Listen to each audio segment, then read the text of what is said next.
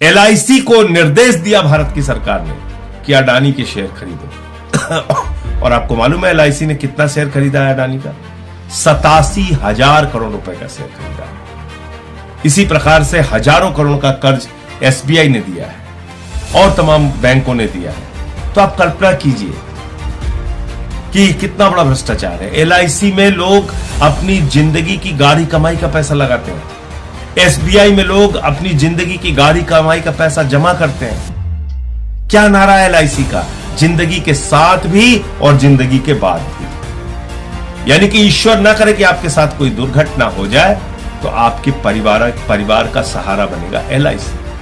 आपकी बेटी का सहारा, आपके बेटे का सहारा, आपके बच्चों का सहारा, आपके परिवार का सहारा बनेगा एलआईसी। आज उस एलआईसी को एक व्यक्ति ने डुबो दिया, अडानी।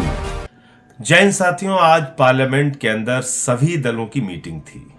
उस सर्वदलीय बैठक में मैंने अडानी के भ्रष्टाचार का मुद्दा उठाया। अडानी का भ्रष्टाचार जो पिछले 3-4 दिनों से काफी चर्चा में है। और यह भ्रष्टाचार क्या है?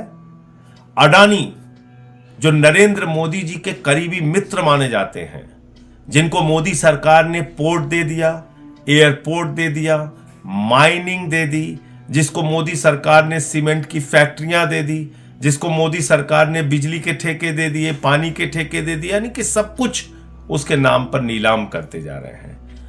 उस अडानी ने एक ऐसा फाइनेंशियल फ्रॉड किया, एक ऐसा वित्तीय भ्रष्टाचार किया है जिसको आप सुनेंगे तो हैरान हो जाएंगे। आपको मालूम है अचानक अडानी दुनिया के दूसरे नंबर के अमीर बन गए। उस वक्त भी मैंने कहा था कि ये दुनिया के 2 नंबरी अमीर बने हैं और आज वो 2 नंबरी वाली बात सही साबित हो रही है। अब उनका जो अमीरों की सूची में उनका नंबर है वो लगातार गिर रहा है। वो 8वें नंबर पे पहुंच चुके हैं क्योंकि झूठ का पहाड़ उन्होंने खड़ा किया था, क्योंकि भ्रष्टाचार की बुनियाद पर वो अमीर बने थे। और जब उस भ्रष्टाचार का खुलासा हुआ तो उनका वो पहाड़ ताश के पत्ते की तरह बिखर गया। और ये भ्रष्टाचार क्या है? अडानी ने टैक्स हेवन कंट्रीज, यानी कि ऐसे देश जहां पर कर की छूट होती है, आप पैसे रख सकते हैं, आप कंपनियां बना सकते हैं, आप पैसे कहां से ला रहे हैं इसका सोर्स बताने की आपको जरूरत नहीं पड़ती है। उन सारे देशों से, उन टैक्स हेवन कंट्रीज से अपनी ही कंपनी का शेयर खरीदा जो भारत में उसकी कंपनियां हैं। और यह शेयर क्यों खरीदा? क्योंकि अपनी कंपनियों के शेयर के दाम उसको बढ़ाने थे। यानी कि कंपनी मुनाफे में हो और लोग उसके शेयर खरीद रहे हो और शेयर का दाम बढ़ रहा हो, यह बात नहीं थी। अपने शेयर का दाम फर्जी तरीके से बनाने के लिए फर्जी कंपनियां विदेशों में खोली गई और मॉरिशस जैसे देश से, एंटीगुआ जैसे देश से, वहां से कंपनियां बनाकर अपने ही शेयर खरीद के शेयर के दाम बढ़ाए गए। अब आप पूछेंगे अपनी कंपनी का शेयर का दाम बढ़ा के उसको क्या हासिल हुआ? जब अपनी कंपनी के शेयर के दाम उसने बढ़ाए तो कंपनी की शेयर की वैल्यू बढ़ गई और उस शेयर की वैल्यू बढ़ने के आधार पर, शेयर की वैल्यू फर्जी तरीके से ओवर वैल्यू करने के आधार पर शेयर के नाम पर लाखों करोड़ रुपए का कर्जा बैंकों से उसने उठा लिया।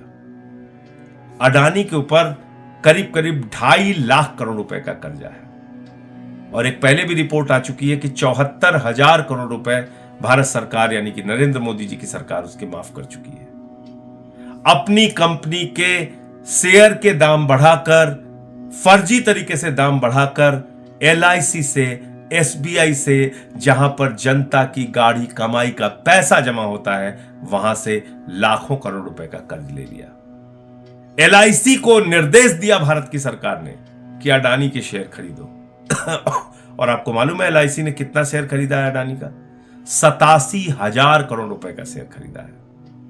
इसी प्रकार से हजारों करोड़ का कर्ज एसबीआई ने दिया है और तमाम बैंकों ने दिया है। तो आप कल्पना कीजिए कि कितना बड़ा भ्रष्टाचार है। एलआईसी में लोग अपनी जिंदगी की गाढ़ी कमाई का पैसा लगाते हैं। एसबीआई में लोग अपनी जिंदगी की गाढ़ी कमाई का पैसा जमा करते हैं। क्या नारा है एलआईसी का? जिंदगी के साथ भी और जिंदगी के बाद भी। यानी कि ईश्वर ना करे कि आपके साथ कोई दुर्घटना हो जाए तो आपके परिवार का सहारा बनेगा एलआईसी। आपकी बेटी का सहारा, आपके बेटे का सहारा, आपके बच्चों का सहारा, आपके परिवार का सहारा बनेगा एलआईसी। आज उस एलआईसी को एक व्यक्ति ने डुबो दिया, अडानी ने। और अब वो क्या कह रहा है? आज बड़ा हास्यास्पद तर्क आया उसका। उसने कहा हिंडनबर्ग की रिपोर्ट राष्ट्रवाद पे हमला है। अब आप देखिए मजेदार बात, हिंडनबर्ग 2017 से लेकर अब तक 16 कंपनियों के फाइनेंशियल फ्रॉड को उजागर कर चुका है। 16 कंपनियों के फाइनेंशियल वित्तीय भ्रष्टाचार को उजागर कर चुका है। उसमें अमेरिका की भी कंपनी है तो फिर उसने अमेरिका पे भी हमला कर दिया। उसमें चाइना की भी कंपनी है तो उसने चाइना पे भी हमला कर दिया। उसमें जापान की भी कंपनी है तो उसने जापान पे भी हमला कर दिया। अरे अपने भ्रष्टाचार पे जवाब दो ना, उस पे तो जवाब दे नहीं रही हो कि तुमने फर्जी कंपनियां क्यों बनाई और अपने ही शेयर क्यों खरीदे और शेयर के दाम ओवर वैल्यू करके बैंकों से लाखों करोड़ रुपए का लोन क्यों लिया, जनता की गाढ़ी कमाई का पैसा डुबोया क्यों। किसी ने अपनी बेटी की शादी के लिए पैसा जमा किया था, किसी ने मकान बनवाने के लिए पैसा जमा किया था, किसी ने छोटे मोटे रोजगार शुरू करने के लिए पैसा जमा किया था। वो सारा पैसा तुमने डुबा दिया, उस पे जवाब दो। अब कह रहे हो राष्ट्रवाद पे हमला है, यानी कि भारत राष्ट्र के करोड़ों लोगों का लाखों करोड़ रुपए लूटकर अडानी आप राष्ट्रवाद की बात कर रहा है। भारत राष्ट्र के लाखों करोड़ की संपत्तियां औने पौने दामों में लेकर उन सरकारी कंपनियों को बर्बाद करके अब अडानी राष्ट्रवाद की बात कर रहा है। तो इस राष्ट्रवाद के नारे के पीछे तुम्हारा भ्रष्टाचार छुपेगा नहीं, क्योंकि इसी भारत राष्ट्र के करोड़ों लोगों को तुमने लूटा है।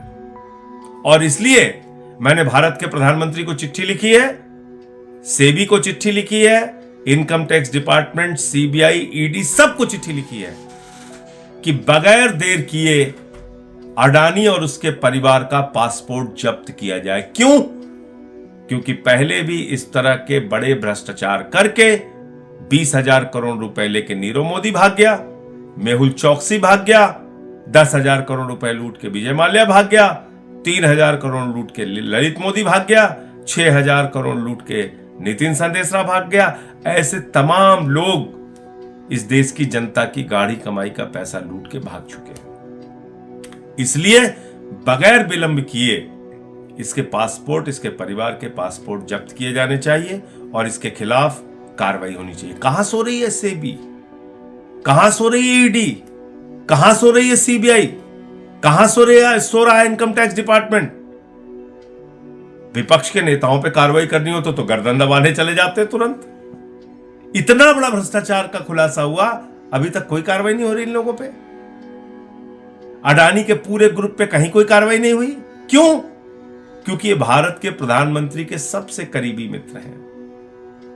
अपने इस करीबी मित्र को नरेंद्र मोदी जी ने 2.5 लाख करोड़ रुपए का कर्जा दिया है, 74,000 करोड़ रुपए माफ किया है अपने इस मित्र का। आप कल्पना कीजिए, आपको अगर नौकरी देने की बात आती है तो कहते हैं -20 डिग्री टेम्परेचर में देश की सेवा करो और 4 साल के बाद रिटायर होकर दर दर की ठोकरें खाओ, अग्निवीर बन जाओ।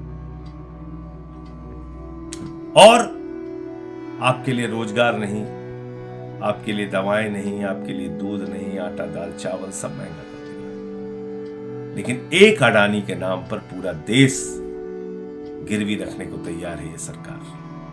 इसलिए आज मैंने सर्वदलीय बैठक में मांग की है कि इन मुद्दों के ऊपर सदन में चर्चा कराई जाए और अडानी का जो भ्रष्टाचार है उसके बारे में सरकार जवाब दे। मैंने चिट्ठी भी लिखी है कि इनके पासपोर्ट जब्त किए जाए और चर्चा की मांग इसलिए की है कि आज करोड़ों लोग भयभीत हैं, डरे हुए हैं, चिंता के बादल उनके सर पे मंडरा रहे हैं कि उनकी जिंदगी की गाढ़ी कमाई का पैसा एलआईसी में, एसबीआई में, तमाम बैंकों में डूब रहा है और सरकार सो रही है। जय हिंद।